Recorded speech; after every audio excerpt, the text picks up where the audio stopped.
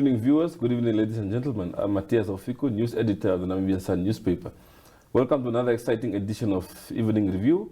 Tonight we're joined in studio by the Defense Minister, Honorable Frans Kapofi, and it will definitely live up to the hype. But before we get to the interview, the newspaper.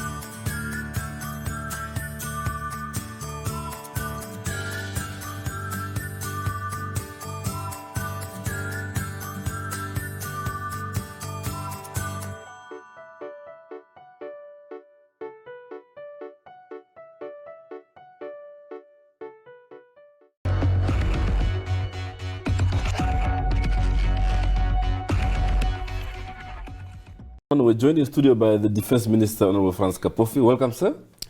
Thank you very much for having me here. No, it's indeed a pleasure to have you in our studios today. Let's get right into the things. April 2021, you were appointed to become the Defense Minister. How's the journey been so far? So far, so good. It's not a new terrain. I started my career in the public service there. It has been 26 years that has passed. Many things has happened there, and that there are still remnants of things that we did that is still there. So, so far so good. Yes. How would you define the status quo of the ministry when you got there? Oh well, I found an organization that very lively, active. Yes, and of course, strong compared to where we left it. Yes. Yeah. So tell us a bit about your vision. Before you leave the ministry, what would you like to leave as a legacy of the ministry before you go? You mean where I came from, where I'm going, when I leave now, this ministry? Yeah, one day when you eventually leave. Well, I want to leave that ministry in a very solid footing, as it's supposed to be, and I suppose it is still on the solid foundation. But I want to leave it with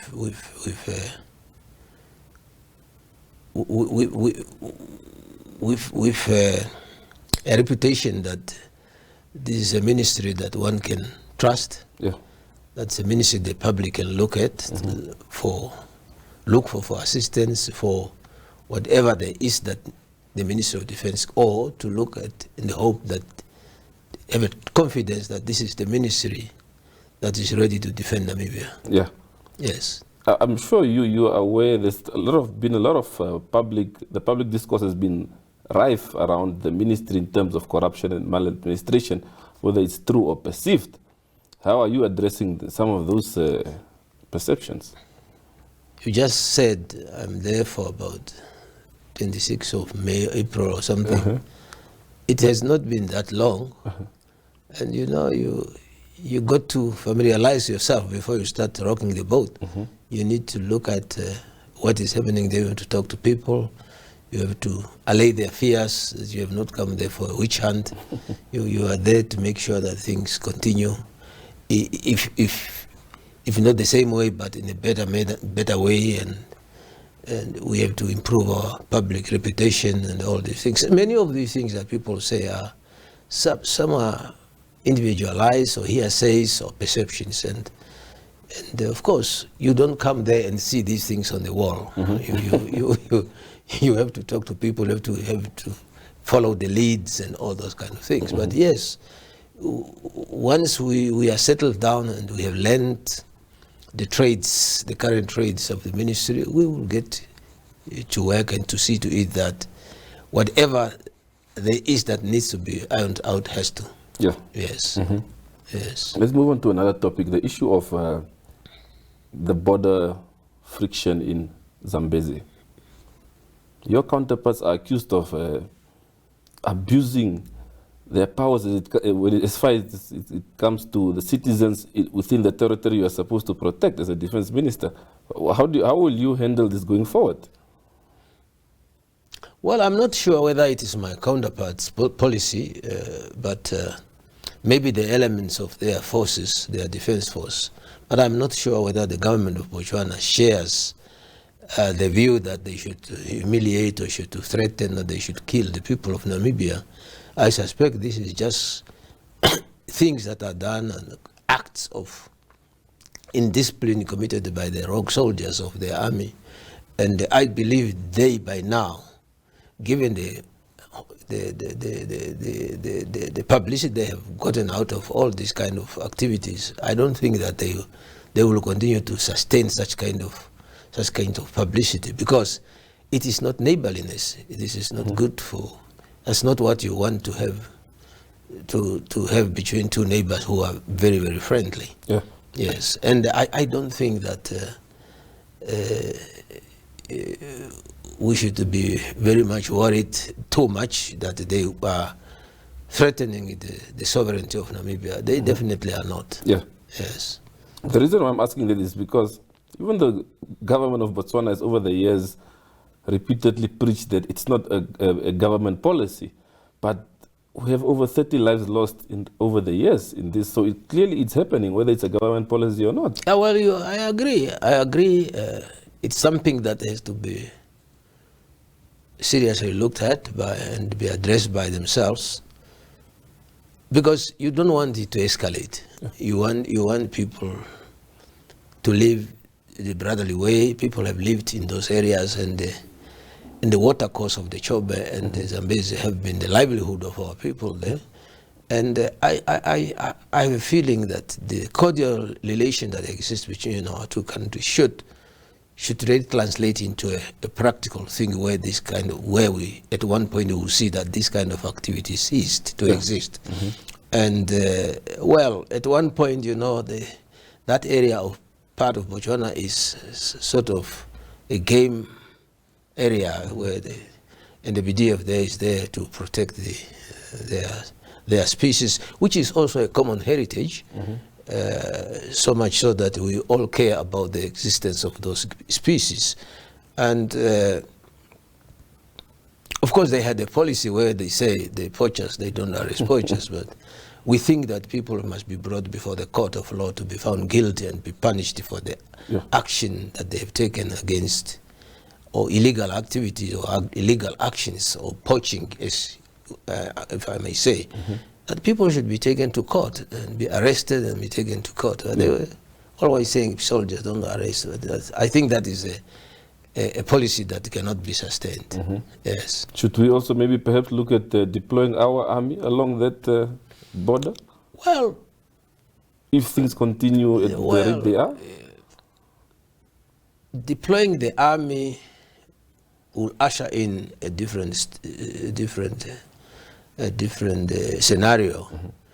We would not want to replace our police force with regard to the policy of our borders, because as yet we are not at a war with Botswana, and we do not want to be at any time be at war with our neighbors, because we have very cordial relations. But that friction of their soldiers killing our people is not sustainable, as I say, and it will continue to cause tension between our two people, and our people will feel threatened. And well, if you have your people threatened, you are there to ensure that the safety of your people are guaranteed. Yes. Yeah. What do you make of sentiments from residents in that area that the Namibian government has left this whole matter in the hands of the Botswana government? Oh, well, this is just political things. It's not. there's no really, it's no, I mean, there's no government anyway that will just cherish the killing of its own citizens. You are there and you are elected by that people, and you should make sure that you pay attention to their concerns. And we are doing that. Yes. And there are those who really want to exploit that. And it will not be in any way in the best interest of our countries by trying to incite the conflict between our two countries. Yes, two wrongs don't make any good. Yes. So therefore we believe that the existing relations and the effort that are there now will culminate into a permanent peaceful coexistence between our two people. It does not have to happen through the conflict, through shooting at each other, because war has never brought peace to anything. Yeah, you don't want to create peace, because yes, you can make peace when it is necessary that you have to make peace, because the situation has gone to an extent that peace has to be made. And to be attained by other means. But for now, that situation doesn't exist. Yeah. Just lastly on this topic, the joint report on the killings of last year. Yeah. How far is that from becoming public? That's not really in my terrain. That is in the terrain of the police, Minister of Home Affairs, and the President.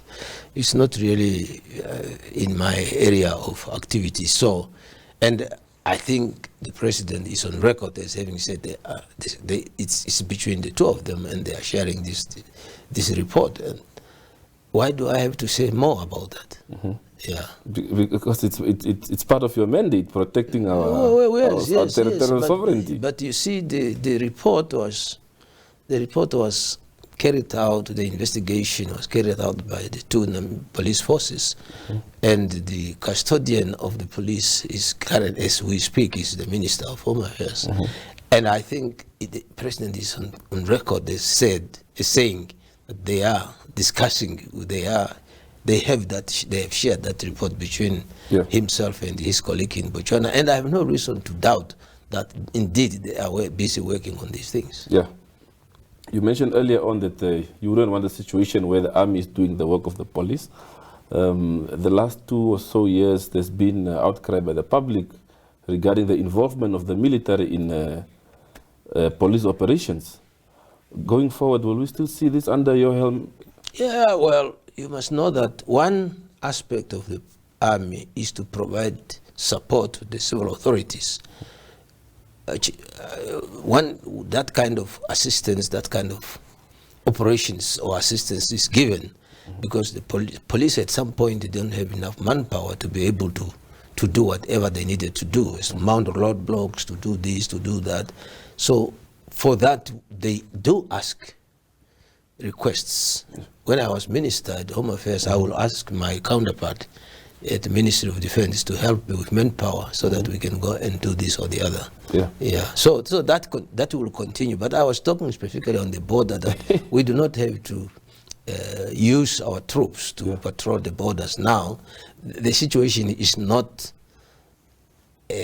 as yet there for us to do that. But should it be necessary that the police will be asking to say, oh, in this specific area of activities, we will want you, Minister, to help us do that. So that should not be a problem. Yes. But some soldiers are silently saying that we are not trained to deal with civilians. That's why you see when it comes to the killing incidents, in a joint patrol, it's always the members of the army that are in trouble. Yeah, well, it is not precisely true that they are not trained to deal with civilians. Soldiers are highly trained people, and they know exactly how to. There are specific training courses that train them how to behave, because they are there to protect the sovereign. The sovereign are the people of this country, and for anyone to claim he is not trained to deal with the civilians is completely out of order, because sometimes these cases are just committed by people who simply are rogue. Soldiers who are just come out of nowhere and they get angry, and because they want to be soldierly, they want to be seen to be, that they are soldiers and what. Yes. But in most of the time, these are young ones that tend to behave that way. Yeah. But it's not an outright thing that whenever soldiers are there, there are killings and all the shootings and all that kind of things. It's not really the case, but it's individualized cases, and of course we take action against them. Yes. Yeah. Are you happy with the current perception of the public towards the military? Of course, our people are quite very happy with the defense force, but I don't know exactly what perception you're talking about, but you may want to refresh my mind as to which ones are those. But otherwise, generally, the public is content with the defense force. Yes. I'm asking that because Yes. there has been talks that the army is just there to be brutal towards the citizens, and that's why some have questioned its presence in these police operations. And you also have, I believe, one of the you mentioned earlier on that some instances it's just rogue officers. No, not even someone, not you have one of them in court for murder. Just soldiers.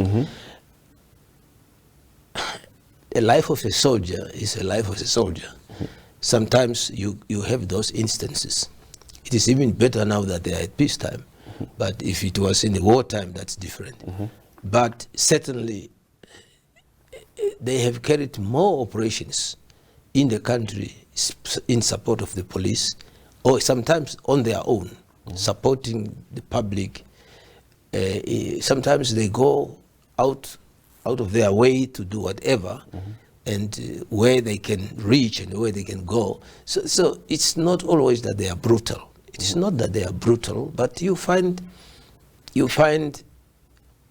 it's not a policy of the army to be brutal, but you find elements there that do this, just like in every society. Even in, we have a lot of people killing each other here and there, but because they are doing it as individuals and not necessarily sporting uniforms or rifles, it's not given prominence. But these are all citizens of the same country, but they all commit these kind of crimes.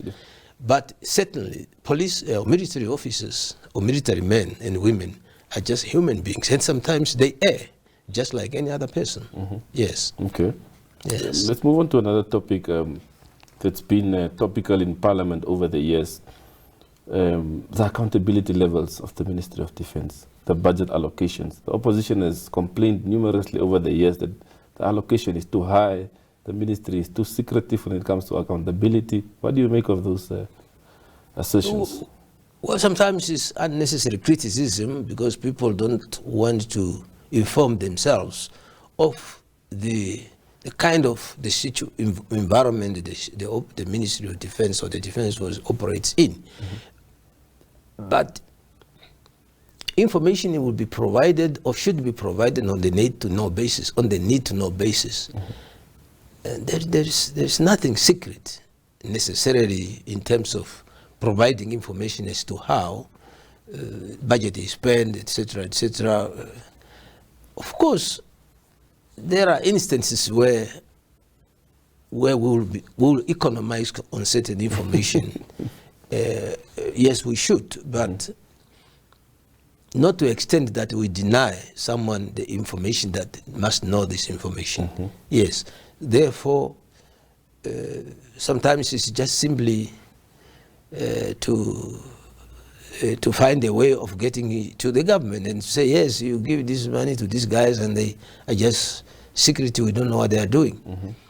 But it depends how you are asking for that information. How do you want to access that information? For what reason? What kind of information do you want? That information should be provided, and I believe the Ministry of Defense has been providing that information. Yes. Yeah, you've been the Secretary of Cabinet for many years in the past. I mean, I'm sure when it comes to accountability and transparency levels, you know what's expected in the terrain. So would you then say those who are making those calls, it's uncalled for calls? Of course not. I would not say these are uncalled for calls, but maybe it's just calls that are exaggerated, not necessarily that they are factual, but But they are entitled to these things, and as I said, for sure, I think they must have been given some information. Or maybe they have gone to a point where they wanted to know more of things that the Ministry of Defense were not prepared to share. Yeah. So, but for sure, I can guarantee that I will never refuse information, for example, to the Auditor General. The Auditor General is a citizen of this country, and he or she will know what is supposed to be for public consumption and what not. So I therefore will not be interested in the tug of war between ourselves and the Auditor General. No way. Well, your predecessor was. Well, I have not seen that. I have not seen him fighting the Auditor General necessarily, but well, he had some difficulties in sharing some information. How that developed to that extent, I won't tell because I was not there. So my last question on this topic was, yes, Minister. Yes. The issue of the perceived corruption at your ministry. Yes. And the issue of the removal of your predecessor by your appointing authority, His Excellency the President. Do you think that compounded the outlook on the ministry to say, you see, we told you all these years, the ministry, there's corruption. Now look, we have this minister removed by the President because of this. I'm not sure. I cannot remember President removing the minister and charging him or accusing him of corruption. I thought the minister has resigned. Yeah, definitely he resigned.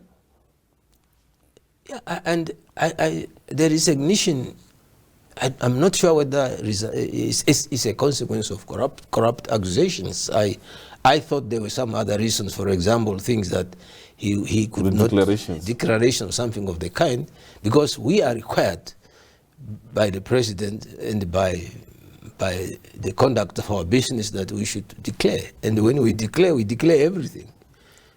Yes. So did you declare everything? Oh yes, I declare whatever little thing I have. It's there in the file. I cannot hide anything because that's what I declare is what is there. There's nothing else. And you can go check my background, find out, see, check, use other eyes that you have to look around and sniff around. You will find those things that I've declared. So if I go look around and I find something not declared, will you step down?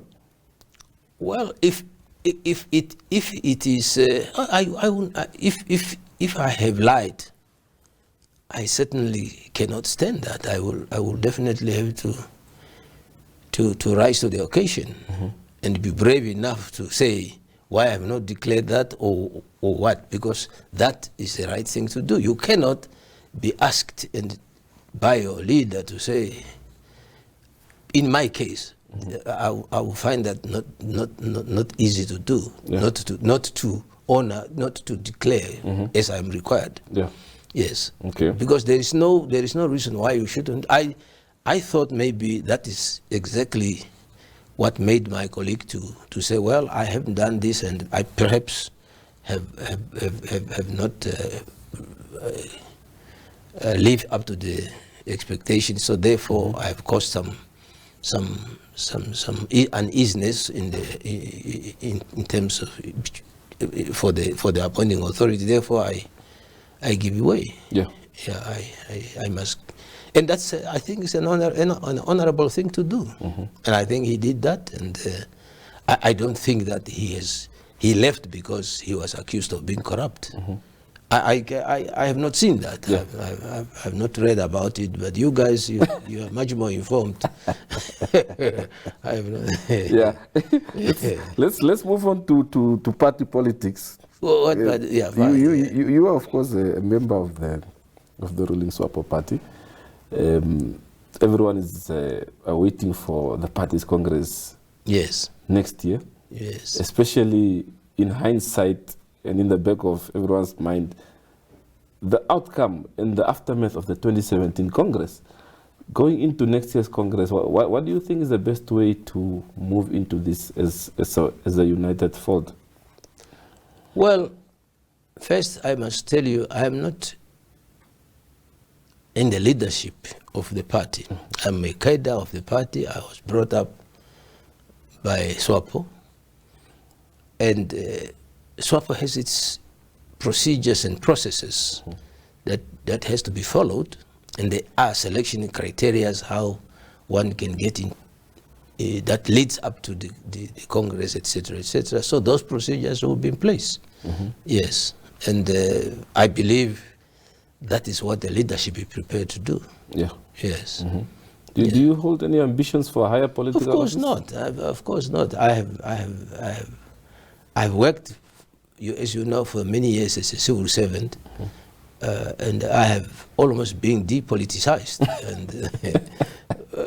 but I have not been in the leadership of the party.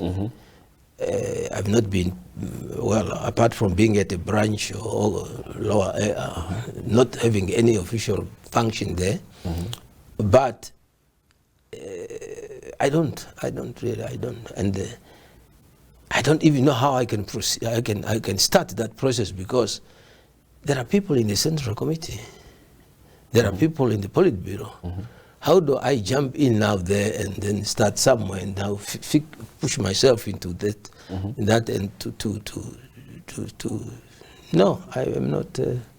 So if your comrades say, Comrade Kapofi, we think you should stand for this position, will you decline such a nomination?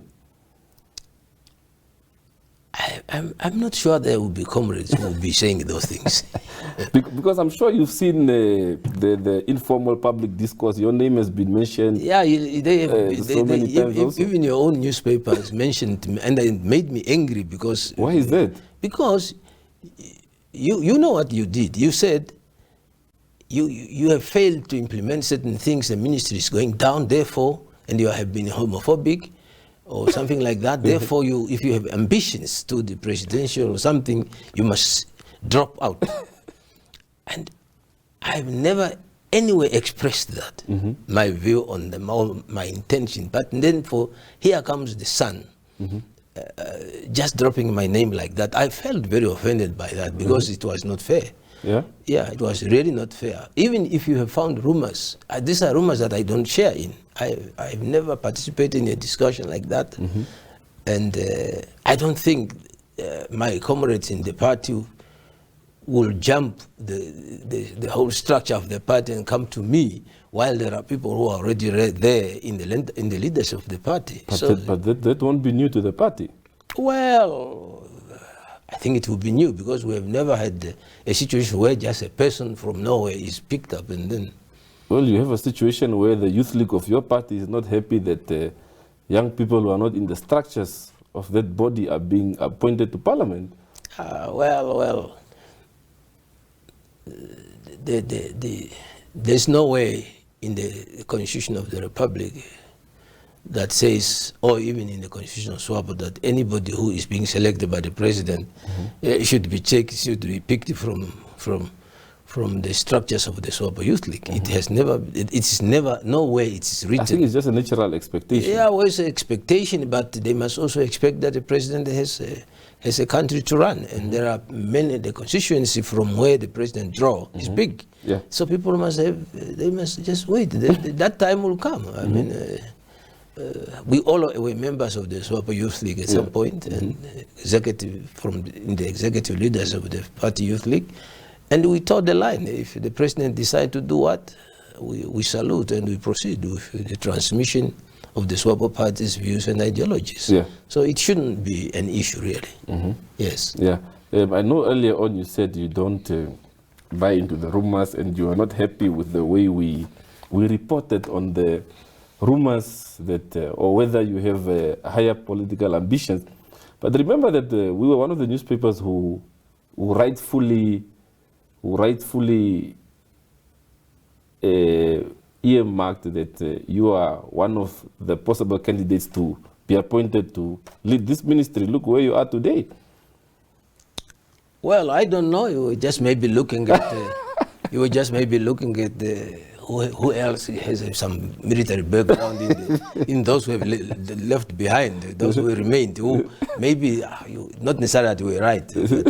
But you just hit the jackpot, but it's not necessarily that you were right. But that does not also give you the right to say, to really insinuate or to say, I harbor the ambition to run. I felt very hurt by that, really, because it was not fair. But if you know it's not true, why does it then hurt you so much? No, because you see, you have people there in the leadership. You have comrades there who are there.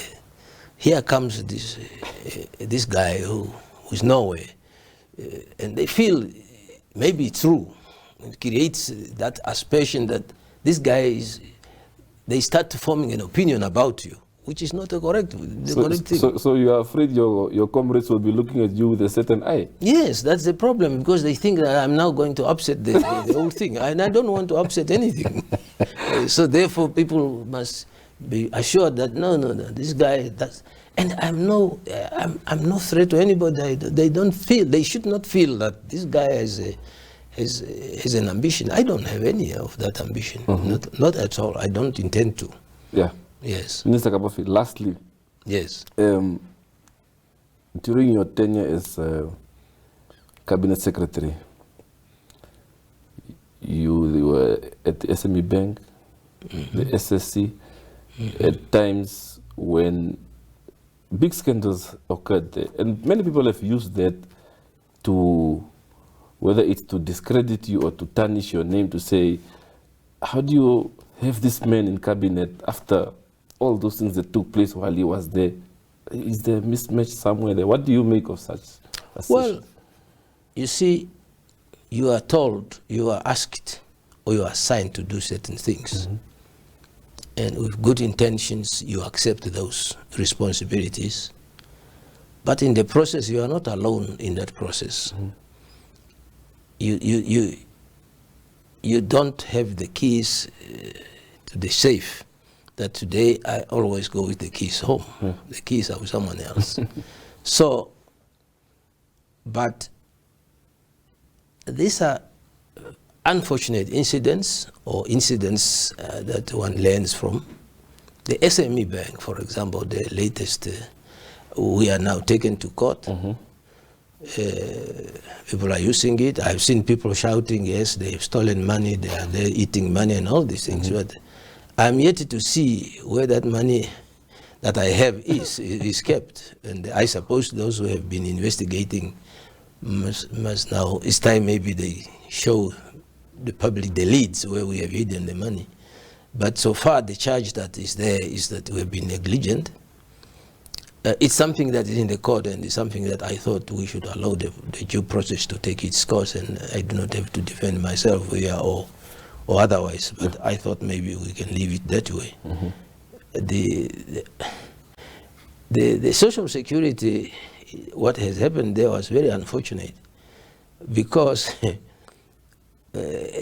there we had firmly decided that no money should be invested anymore. We should keep our money in bank accounts for now, because we have learned, we've lost a little bit of money in our offshore investment, and we said, no, this one, now that we have recovered our capital and a little bit of interest, let's not invest money in this. So then, just within the period of a recess, some people found their way to the management, then they started, and the management overlooked that resolution. So when we realized, when we returned from holidays, we were told there was some money given to these people, and these people are taking time from bringing the money back. We said, which people are these? These ones. They said, yeah, but how can you do that? But yes, I was there, and unfortunately, it has to be me, because I was the chair. So, but at the same time, I took action. To make sure that that investigation, I called in the police, authorized, signed, get the police to investigate.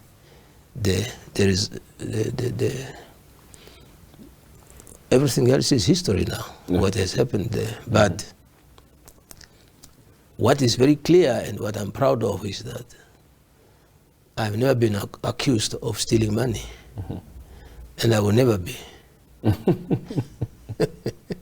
Yeah. Yes. Okay. We're happy, yes. Yeah. Minister Kapofi, it was a pleasure having you here today. My pleasure. Thank you very much. All the best. Thank you. Thank you. Thank you.